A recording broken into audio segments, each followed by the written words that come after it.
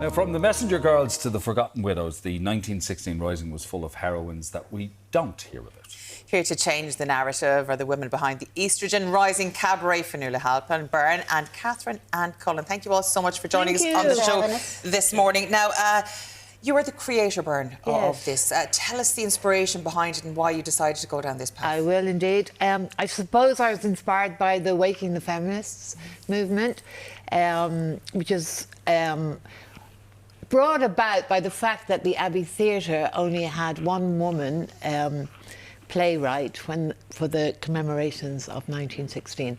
So I went to an event in the Abbey Theatre and I was inspired to do something myself. And I knew a lot of artists and I invited them to come. For each one, maybe to pick a woman or two and who have been written out of history or not enough about them has been talked about, written about. And I got a great response and we put on the show. You literally said no one said no.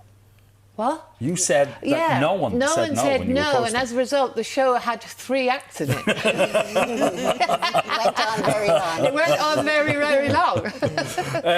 Catherine Ann, as BeRn just said, it talks about the names that we're familiar with, but it also talks about those people that we haven't heard. So why was that important to you? I suppose I'm always interested in, like a feminist, like all the women here and all the women in the show. And also the stories of the women were so inspiring to me. They're so interesting. Like one of the women I wrote a song about was Molly O'Reilly, who was only 11 when she was kind of radicalised, I suppose you'd say, by James Connolly in Liberty Hall. She went to take dancing classes there and she heard him speaking. She was a young girl from the tenements of Dublin, from Gardiner Street, and she got involved in the soup kitchens in the Dublin 1913 lockout, and then she got involved in the Rising. James Connolly gave her a messenger pouch, and that actually, I was inspired by the story because Terry Fagan, this man who collects artefacts from the North Inner City, had Molly's messenger pouch in his little collection. And when I was working with Poetry Ireland, I went and saw that, and I wrote lots of poems about what he had in his collection, and I wrote a song about the messenger pouch. So Molly was a messenger girl running between the GPO and the City Hall and various other places in the 1916 Rising. OK, under the threat of fire. Under the threat of fire, yeah. Like a lot of those women, and they had notes in their hats and they had notes tied up in their hair, and, you know, they're just so interesting. They're great stories, you know. My great aunt, she was a postmistress, actually, and she used to hide, speaking of hiding stuff, she had a copy of the Irish Press. Yeah. So she got everywhere because she was working for the Post. Yeah. And she's going in and out to the GPO with messages hidden in the newspaper as well. So it's, but the thing is, Catherine, about the women of this time, they were every bit as important as the men for the cause. Yeah. They were every bit as important. I mean, they were already radicalised. They had been fighting for the votes for women for quite a few years before the Rising. So they were out marching on the streets. They were smashing windows for votes for women, like Hannah Sheehy Skeffington. There's a wonderful plaque up at Dublin Castle to Hannah, who smashed the windows there in 1912 to fight for votes for women. And that was another thing that inspired me. There's a great little saying on the plaque. It says, she smashed the windows, and in Irish it says, Arina smithereeni dina Fionnuala shop, which I think is a great phrase. She made smithereens of them. Absolutely. Fionnuala, you play Countess Margaret. That's correct. So why did you decide to portray her? Well, BeRn put out the call and we all had to decide who we would play, and I feel the Countess has been really underrepresented. She really was one of the main leaders of the Rising, and yet we know so little about her. And I thought, I can step up and give her a voice in the modern day. So that's what I tried to do. OK. Because she wasn't executed because she was a woman? Because she was a woman. But instead, she had to do many years of hard labour in jail. And she went on hunger strikes several times, and she was treated very, very badly in British jails. And then, of course, after the Rising, she didn't get an awful lot of credibility among the Free State leaders either, you know. No, I think when she died, they wouldn't let her lie in state. That's right. They brought her up to a local hall. She was in the rotunda. Yeah. She was laid out in the rotunda, yeah. But of course, Constance might have been known to many people, but not so much another woman you're playing. So this centres on Kathleen Clark, who was the widow of Tom Clark. And they were in jail together in England, and then they also lived together in Fairview. So it's the unlikely relationship between these two women.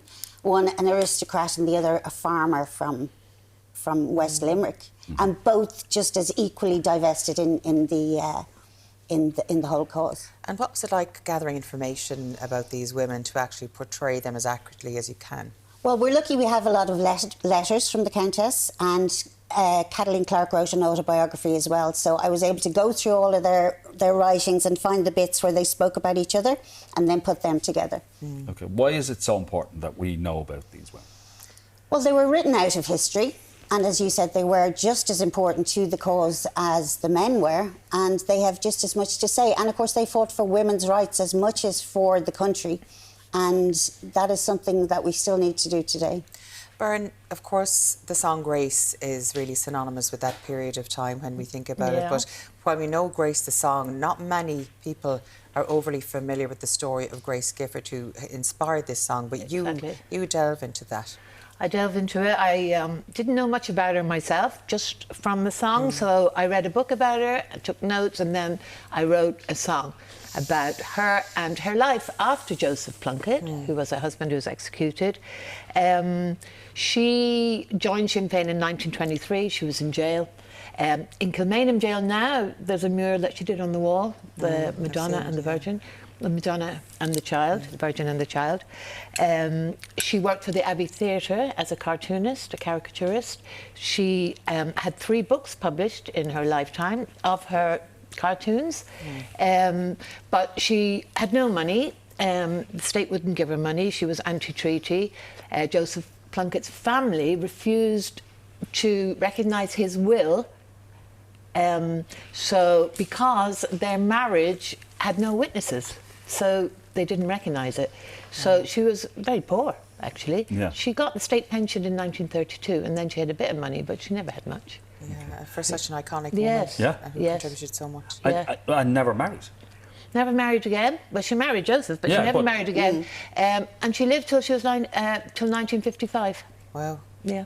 OK. Because her story goes on. The story goes on.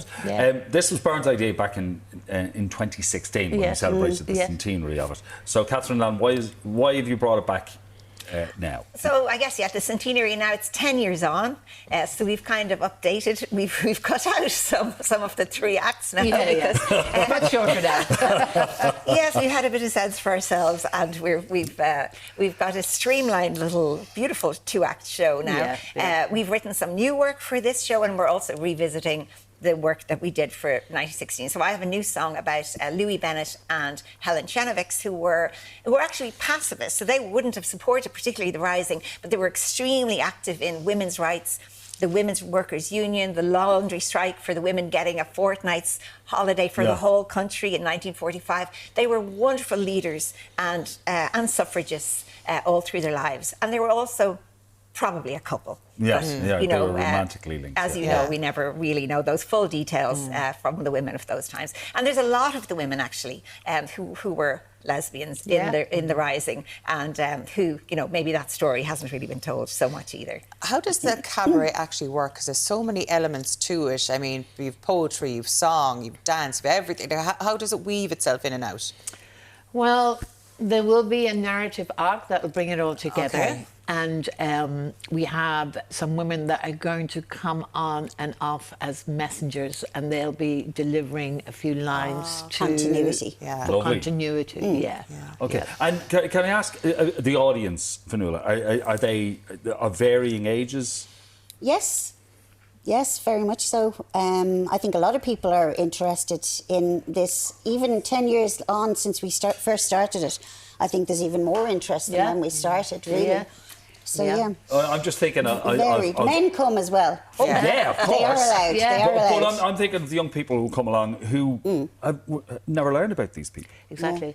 And often afterwards, people go, oh, my God, I had no idea. I'm going to look into that now. Because I think a lot of people don't realise before, I suppose, the Irish Free State, as it were, and even after times of John Charles McQuaid and Devil Airwood, Irish women were actually treated a lot better than perhaps afterwards, because in terms of rights and freedoms, etc. So, and these are the time of these women. This is what these women came up in, these fighters. So it does explain that in some way, and I suppose the patriarchal oppression that they faced after our own oppressive government came down on them. Yeah. Yeah. Yeah, I mean, the idea that in the proclamation they're saying they'll cherish all the people of the nation equally. The children of the nation equally. The women were very invested in that. And the equality and the equality in the end just kind of petered out. It never really came to fruition. And, James Connolly would have been one of the great heroes of the women, and the socialist side of the revolution sort of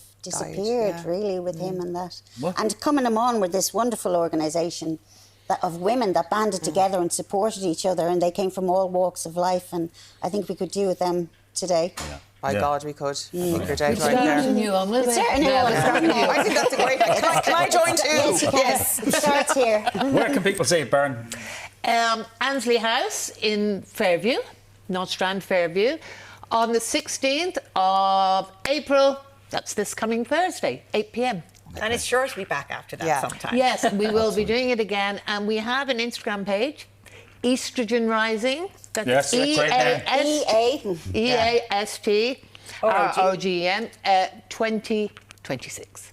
Okay. Thanks for doing this. Thank you very so much for joining us on the show this morning. It's great chatting to you, and best of luck next Thursday. Thank you. Thank you. After the break, we're heading into the kitchen where the wonderful Edward Hayden is whipping up a zesty treat. Lemon cream biscuits. I have a feeling these three won't leave. Yeah. We'll see you in a few minutes.